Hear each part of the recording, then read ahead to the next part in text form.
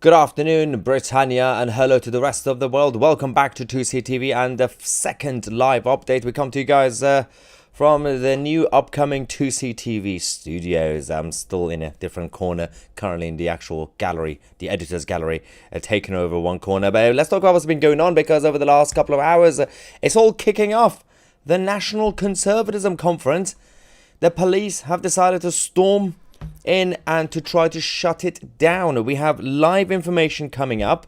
We have some videos coming up, and we have our political correspondent of 2CTV in Brussels, Joseph Robertson, who's going to be joining us within the next few minutes. Let me just double check. Wait a second, there we go. So let me just give you the quick update on what you are missing so far. This morning we had the National Conservatism Conference, which was actually set up towards the end of last year. The first conference was based in London, in Westminster. 2CTV was there. Right now, these are the pictures that we are currently seeing. The police blocked the entry for the attendees. As you can see in this photo, Nigel Farage speaking earlier, and while he was speaking, they decided to disrupt the event and try to shut it down due to security concerns. The mayor of Brussels, who is a left-winger, decided to shut it down, or try to shut it down, and they're using security issues as an excuse. Even Sadiq Khan in London, Sadiq Khan, the Labour mayor, allowed this conference to happen when he was in London towards the end of last year. But now we have this massive conference, by the way. This is not really some sort of far-right thing, as the BBC would call it. You've got Suella Braverman speaking. You've got Nigel Farage speaking. You actually have prime ministers. You've got Prime Minister Viktor Orban of Hungary speaking. We got speakers from Israel, across the world, America. Everybody's there. This is essentially the European version of the CPAC that you have in America. We actually have David Engels, who is from Belgium, saying, "I am a Belgian and I feel deeply ashamed of my country today. Freedom has started to mean slavery, peace, war, and ignorance, strength," right? So that's the reality. Now, let's quickly go and find out what we are dealing with. We have a couple of videos. Then we're going to go to Joseph Robertson, our correspondent, who is currently there. Excuse me, who are you? Together? No. Oh, one at a time. From the police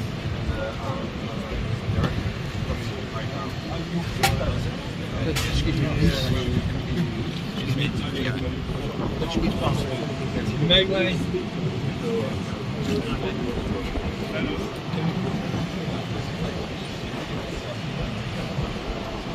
Yes, that was when the police in Brussels tried to get into, they blocked entry for the attendees trying to get into the event. This is a sad day for democracy and free speech. Brussels, that is supposed to be the home of democracy right now in Europe, technically, right? They got all the institutions there. They have the European Parliament there. They got the European Commission there. And now the left-wing mayor decided to shut down an event and go against free speech and freedom. It is a peaceful event happening with world leaders and, of course, former government ministers as well.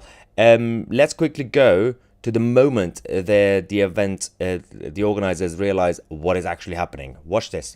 At the back of the room. What's happening is that Brussels police have been ordered to close down the event. Please don't get up yet. To close down the event because we are creating a public disturbance. However, they only sent 3 police officers. And so when the police walked in and all the cameras turned on them, they got scared and they went back outside.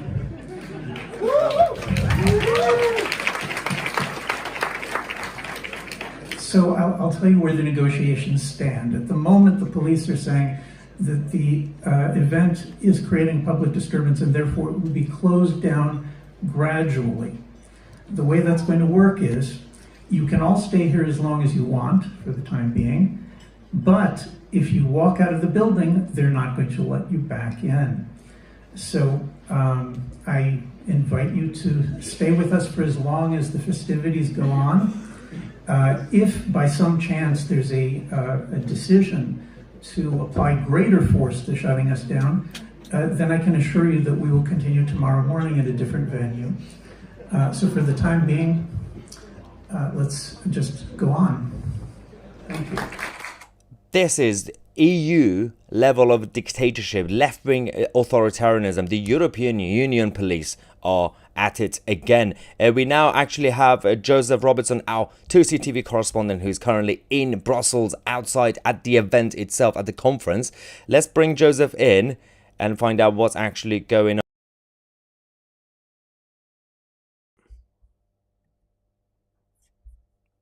We're coming to you guys. Joseph? Hang on. Hello, hello. Hey, how you doing, Maya? How are you? What on earth is going on over the last couple of minutes? Obviously, we've been live on 2CTV, trying to figure out what's going on. So they first sent the police, the mayor of Brussels, to shut it down. Then they blocked the entry for the attendees, right? What is the latest update in Brussels? So, yeah, there's lots of different local mayors. A couple of them have already banned a few of the different venues. This was the third one today. Wow. And the local mayor, who's a raving green loony, as one would expect, has tried to use the idea that this is a disruptive event to encourage the police to shut it down. Police did turn up originally. They served a notice inside, but then they kind of realised that there was nothing very anti-peaceful going on at all. And all the Sky TV cameras turned on them, and they suddenly quickly left the building. So that was quite a moment. Suella Braverman managed to get in, Nigel managed to get in, and I believe Miriam Cates has managed to sneak in disguise in the last few minutes. So currently there's a police cordon outside the building. So they Anyone kettled to you in. Yeah, basically they're not allowing anyone to leave unless they promise not to return, presumably under pain of arrest. So we're all kind of in a hostage situation at the moment. We can all leave if we want. Hostage. We can never return. So this is Brussels' beautiful democracy in full flow. Didn't we help Belgium to be free from the National Socialists? And I don't know what's going on here right now. What are the organizers saying? Yeah.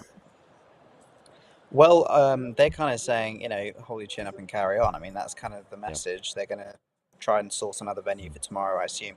What's fascinating, of course, in all of this is that the owner of the current building that we're in is actually a Tunisian immigrant who's Muslim and agreed to host the event because he likes free speech and he likes money. He likes me. He's more conservative than the rest of us, it looks like.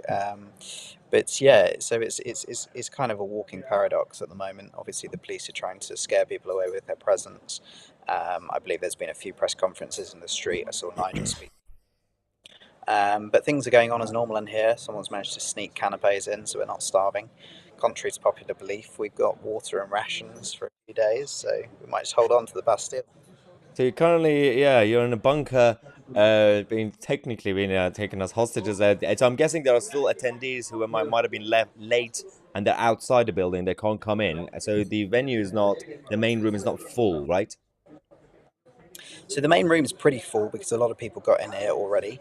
But there have been people outside, some pretty high-profile people. I saw the husband of an MP there, of an MEP, and there's been a few people not allowed in. So that's tricky, obviously. But inside, we're continuing as normal. There's been a few panels. I believe Miriam's going to try and speak.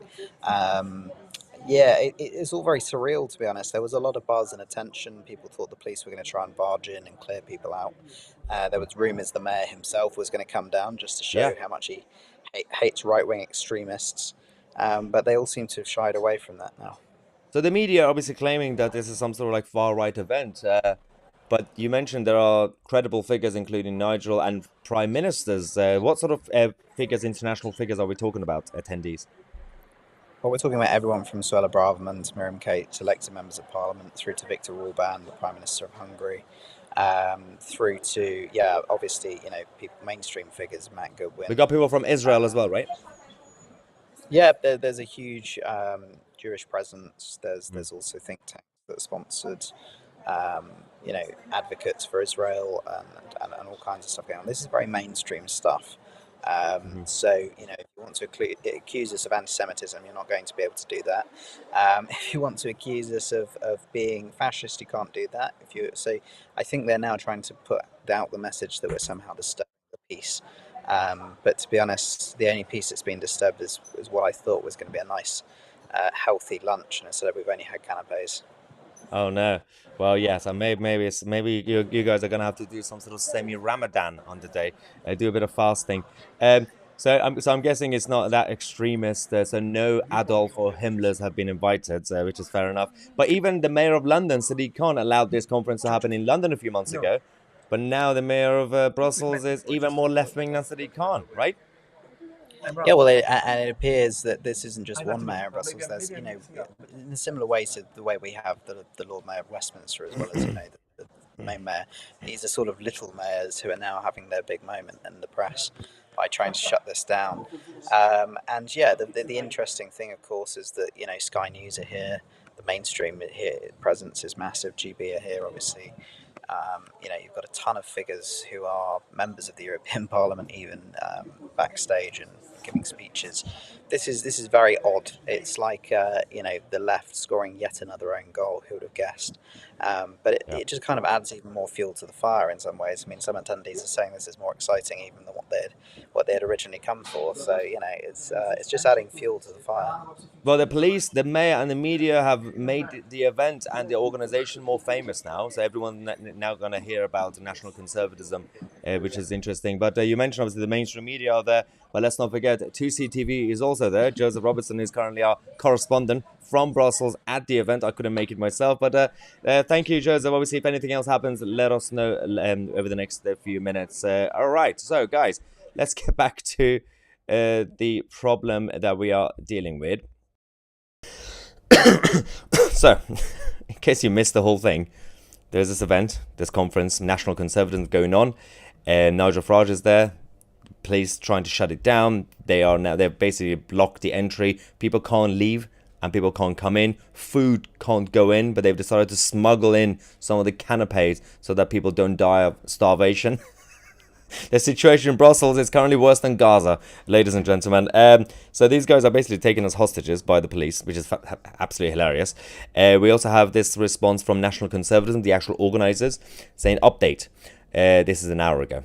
The police are not letting anyone in. The people can leave, but they cannot return. Delegates have limited access to food and water, which are being prevented from delivery.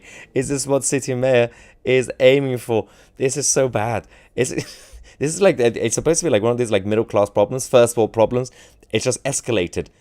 The EU, the home of democracy and freedom, allegedly, is closing down a conservative event, but based on no actual legitimate reason, by the way. We have a reaction from Nigel Farage, who's also at the event. Let's quickly go to Nigel and see what he has to say to us. That meeting, over the next 2 days, you've got the Prime Minister of Hungary, you've got a bishop, you've got members of the European royal families coming, well-known international businessmen and women, politicians, leaders of parties that will win European elections in countries this year, in June, and yet, because they're questioning ever closer union, because they're questioning globalism, they're literally being shut down. This is like the old Soviet Union.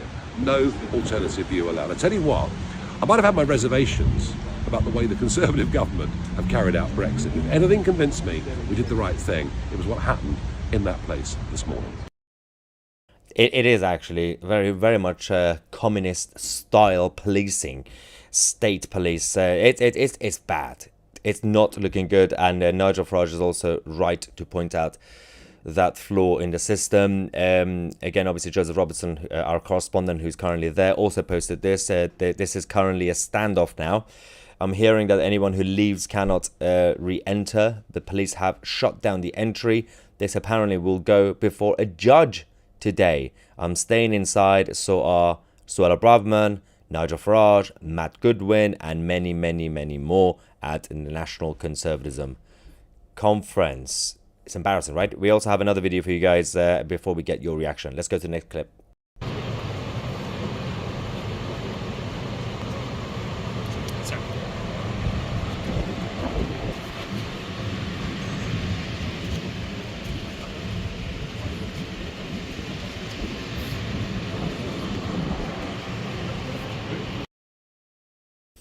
A little bit embarrassing for the Belgian police to be used by the mayor for authoritarian reasons, ladies and gentlemen. Let's go to you guys. First super chat from Joe.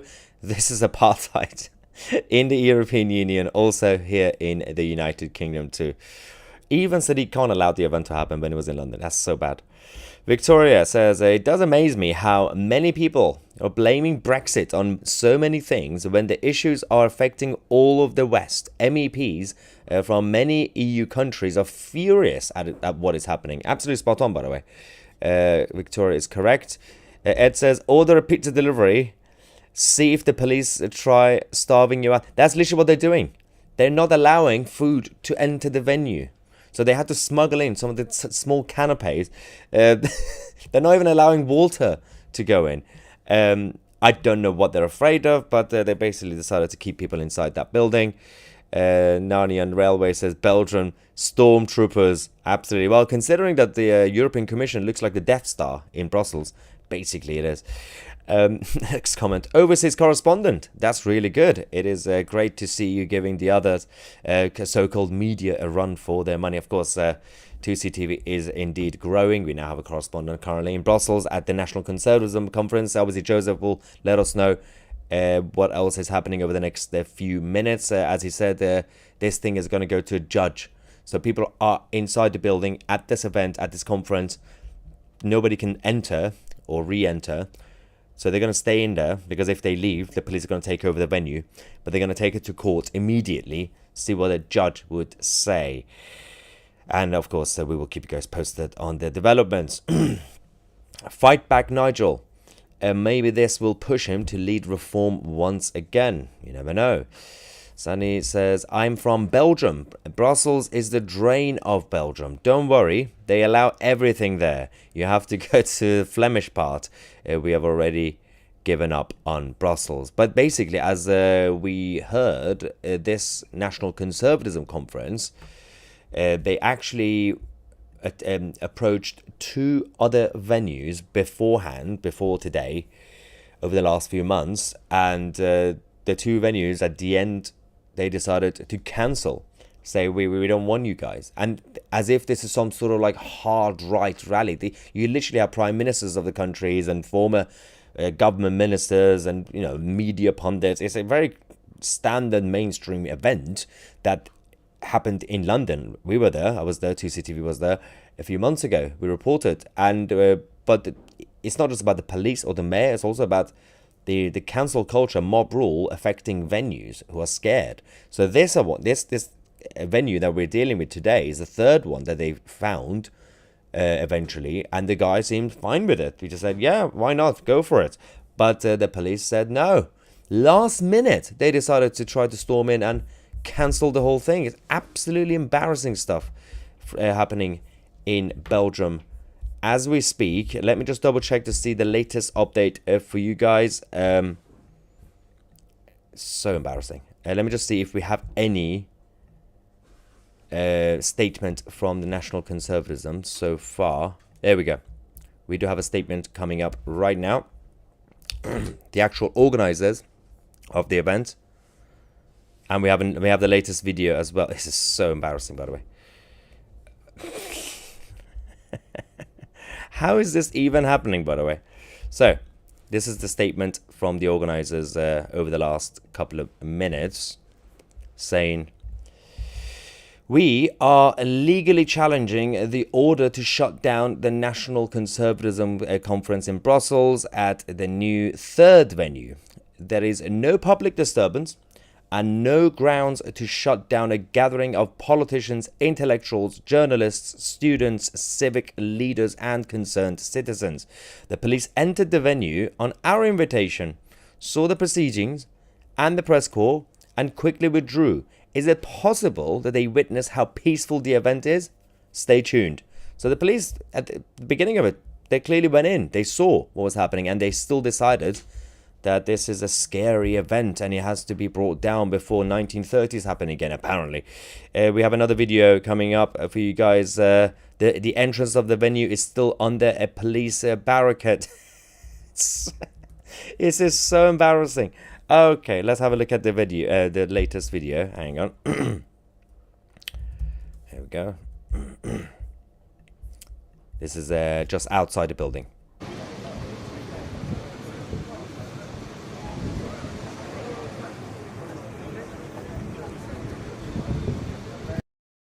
They've turned the whole place into some sort of war zone. It's a democratic country, democratic city, Brussels, home of the European Union.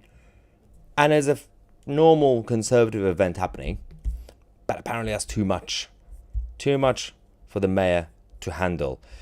Let's quickly go to this video. This is actually from the moment Nigel Farage was still on the stage making a speech. And as he was doing that, the police were trying to storm in and cancel the whole thing.